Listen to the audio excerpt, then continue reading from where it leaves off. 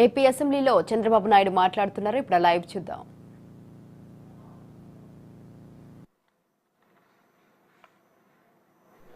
ఆర్థిక శాఖ మంత్రి గారు చాలా వివరంగా చాలా విషయాలు చెప్పారు. కానీ నేను కూడా ఈ సభ ద్వారా గత ప్రభుత్వం చేసినటువంటి విధ్వంసం, నేటి రాష్ట్ర పరిస్థితులు, ప్రభుత్వ నిర్ణయాలు ఏ విధంగా ముందుకు పోతున్నాం, short term, medium term, long term దృష్టిలో పెట్టుకొని ఈ రాష్ట్రాన్ని ఏ విధంగా మళ్ళీ అందరం కలిసి అభివృద్ధి చేయాలనే విషయాలన్నీ కూడా ప్రజలకు వివరించాలనే ఉద్దేశంతోనే నేను ఈరోజు రిప్లై ఇస్తున్నాను. అయితే ప్రజాస్వామ్యంలో అంతిమ నేతలు ఎప్పుడు కూడా ప్రజలే, వారి కోసం పనిచేయడం మనందరి బాధ్యత. మొన్నటి ఎన్నికల్లో ప్రజలందరూ ఒక మహా ఉద్యమంలా, పెను విప్లవంలా 45 సంవత్సరాలుగా నేను అనేక ఎన్నికల్లో పోటీ చేశాను. కానీ మునుపెప్పుడూ చూడని చైతన్యంతో ఓట్లేసి మమ్మల్ని గెలిపించారు. అయితే ఇక్కడ చాలామంది శాసనసభ్యులు ఉన్నారు, 3 పార్టీల నాయకులు కూడా ఉన్నాం. ఆ రోజు నా ఆలోచన ఒకటే, ప్రజలు గెలిస్తే ఈ రాష్ట్రం నిలదొక్కుంటుంది, ప్రజలు గెలవాలంటే ఎన్డీఏని గెలిపించాలని మేము పిలిపించాం. మళ్ళీ మేమందరం కలిసి రాష్ట్ర పునర్నిర్మాణం చేసి మళ్ళీ రాష్ట్రాన్ని అభివృద్ధి చేస్తాను ఒక హామీ ఇస్తే బ్రహ్మాండమైన స్ఫూర్తితో ముందుకు వచ్చారు. ఇక్కడ జనసేన అధినేత పవన్ కళ్యాణ్ గారు ముందుగానే చెప్పారు, ప్రభుత్వ వ్యతిరేక ఓటు చేయడానికి వీలు లేదని చాలా స్పష్టంగా చెప్పి, తెలుగుదేశం అదే మరి మేము కలిసి పోటీ చేస్తామని చెప్పారు. తర్వాత బీజేపీ కూడా మేమందరం కలిసి పోటీ చేస్తేనే ఈ రాష్ట్రాన్ని నిలబెట్టగలుగుతామని ఆలోచించి 3 పార్టీల కూటమి ఏర్పడింది. ఇటు పవన్ కళ్యాణ్ గారు, నేను, అటు ఢిల్లీలో నరేంద్ర మోడీ గారిని చూసిన తర్వాత ప్రజల్లో ఒక విశ్వాసం కలిగింది. అందుకే మీరు చూస్తే 93% స్ట్రైకింగ్ రేట్తో 57% ఓట్ల షేర్తో కూటమి ప్రభుత్వం గెలిచిందంటే ఇది ఒక చరిత్ర అధ్యక్ష. నా జీవితంలో ఎప్పుడూ ఎలాంటి వ్యక్తిని చూడలేదు. ఒక పెను విప్లవంగా వచ్చి ఇవన్నీ చేయడం జరిగింది. అయితే ఇక్కడుండే సభ్యులందరూ కూడా గుర్తుపెట్టుకోవాల్సిన అవసరం ఉంది. ప్రజల మన పైన పెట్టుకున్న నమ్మకానికి ఇది ఒక తార్కాణం. వారి నమ్మకాన్ని 100% మనందరం కలిసి నిలబెట్టవలసిన బాధ్యత ఉంది. నేను ప్రమాణ స్వీకారం చేసిన రోజుటి నుంచి ప్రతిరోజు, ప్రతి గంట దీన్ని గుర్తుపెట్టుకుని మళ్ళీ ఏమేమి చేసి గాడి తప్పిన వ్యవస్థల్ని ఘాట్లో పెట్టాలని ఆలోచిస్తున్నాం. అధ్యక్ష, ఇది నాకు మొదటిసారి కాదు, 4వసారి ముఖ్యమంత్రి అయ్యాను. 1995లో నేను ఫస్ట్ టైం ముఖ్యమంత్రి అయ్యాను. అంత మునుపు నేను ఆర్థిక శాఖ మంత్రిగా కూడా పనిచేశాను 1 సంవత్సరం. అదే ఆ కొటేషన్ ఇప్పుడు ఫైనాన్స్ మినిస్టర్ గారు ఇప్పుడు కోట్ చేశారు. అంటే 94లో నేను ఆర్థిక శాఖ మంత్రిగా నేను ఇచ్చినట్టు కొటేషన్ని 2024 అంటే 30 సంవత్సరాల తర్వాత దాని రిలవెన్స్ ఫైనాన్స్ మినిస్టర్ గారు వివరించారు. ఆ రోజు కూడా దేశ ఆర్థిక ఇబ్బందులు వచ్చాయి. ఆనాటి కాంగ్రెస్ ప్రభుత్వ హయాంలో కొన్ని సమస్యలు వచ్చి వ్యవస్థ దివాళా తీసే పరిస్థితికి వచ్చింది. అయితే ఆ రోజు కూడా ఒక సవాలుగా తీసుకున్నాం. పాలనని కొత్త పంతులు తొక్కించాం, సంస్కరణలు తీసుకొచ్చాం, మొహమాటం లేకుండా కఠిన నిర్ణయాలు తీసుకున్నాం, పాలసీలతో కష్టంతో దారికి తెచ్చాం. ఆ రోజు మీరు చూస్తే 1995 పరిపాలన ఒక మోడల్ పరిపాలన, కష్టాల నుంచి బయట తీసుకురావడమే కాకుండా మళ్ళీ ఒక స్ట్రాంగ్ ఫౌండేషన్ వేసి ముందుకు పోగలిగాం. అందుకే మీరు చూస్తే ఈరోజు దేశంలోనే తెలంగాణ రాష్ట్రం నెంబర్ 1 రాష్ట్రంగా ఉందంటే దానికి ఆ రోజు తెలుగుదేశం పార్టీ వేసిన ఫౌండేషనే కారణం అని చెప్పి కూడా నేను మీకు తెలియజేస్తున్నాను. అయితే మళ్ళీ ఒక 10 సంవత్సరాలు మేము అధికారం లేకుండా ఉండే పరిస్థితికి వచ్చాం. 2014 విభజన జరిగిన తీరు మనలందరినీ కూడా చాలా కలత చెందేట్టుగా చేసింది. చాలా ఇబ్బందులు పడ్డాం.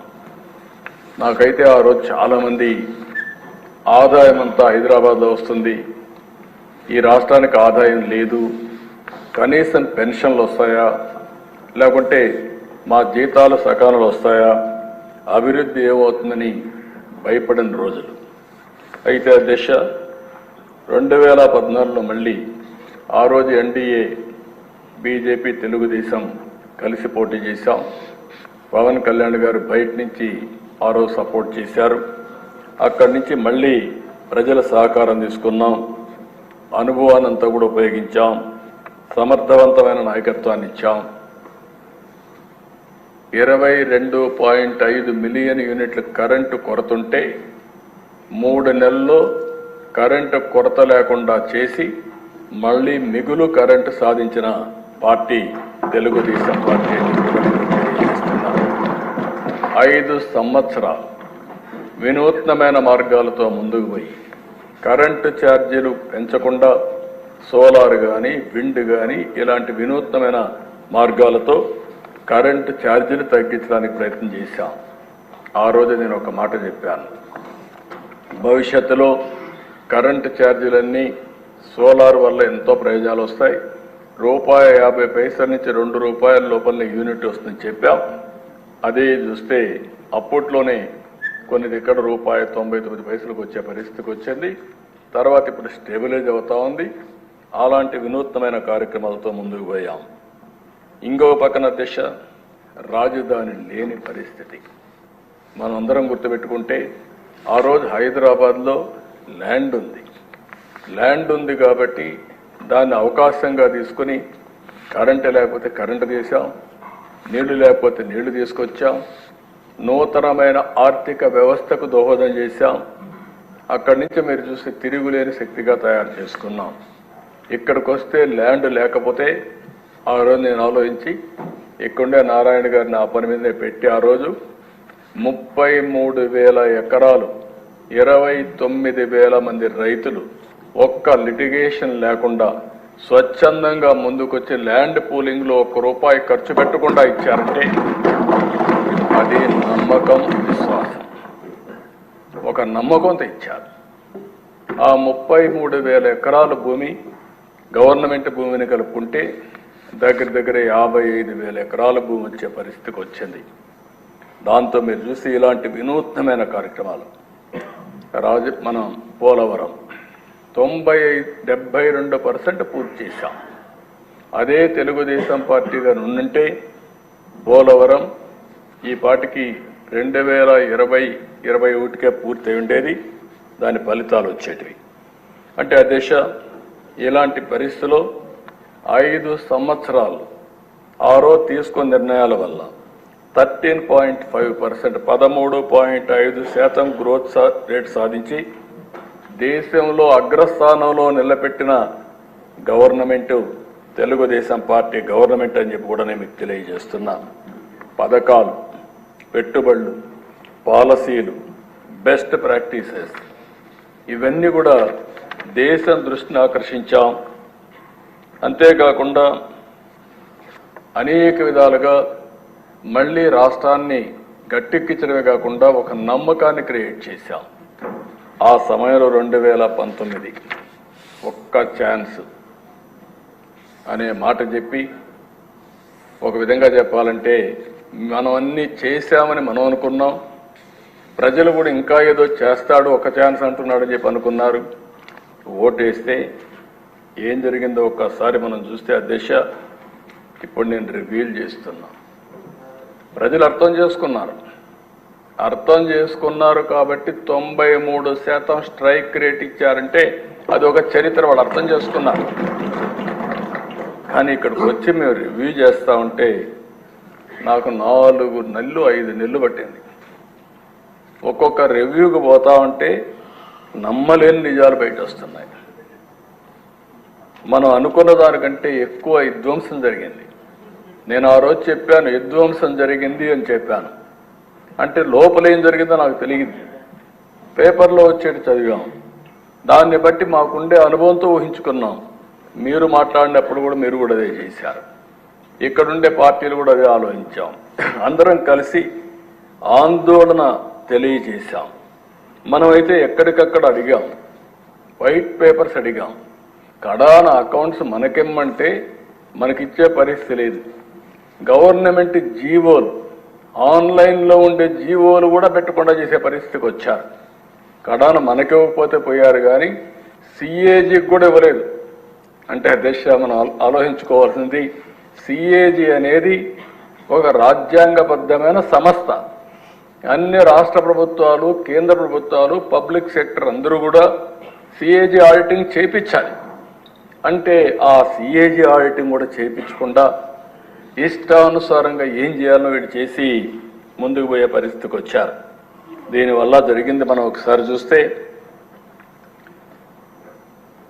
ఈ రాష్ట్రంలో విభజన వల్ల జరిగిన నష్టానికంటే ఈ 5 సంవత్సరాలు నష్టం ఎక్కువ జరిగింది.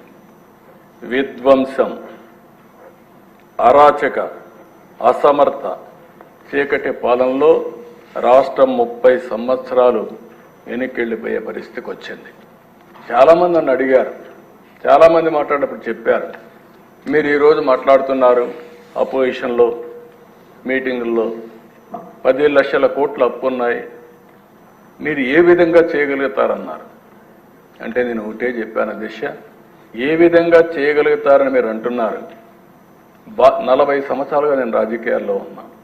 అందరికంటే ఎక్కువ సమయం నాకు ముఖ్యమంత్రి ఇచ్చే అవకాశం ఇచ్చారు, ప్రజలు బ్లెస్ చేశారు.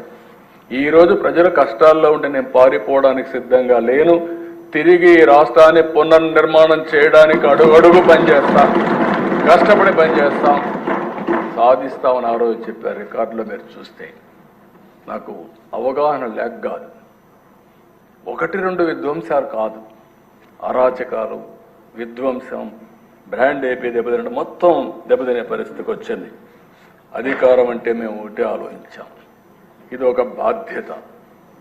అధికారంలో ఉన్న ప్రతిపక్షంలో ఉన్న ఎప్పుడూ ప్రజాపక్షంలోనే పనిచేశాం, ప్రజల కోసమే పనిచేశాం. ఈరోజు అధికారం ప్రజలకు సేవ చేసే అవకాశంగా తీసుకున్నాం. అంటే మళ్ళీ ఈ అధికారాన్ని ఉపయోగించి భవిష్యత్ తరాలకు మంచి భవిష్యత్ అందించే విధానాలకు శ్రీకారం చుడతామని చెప్పి కూడా నేను మీకు తెలియజేస్తున్నా.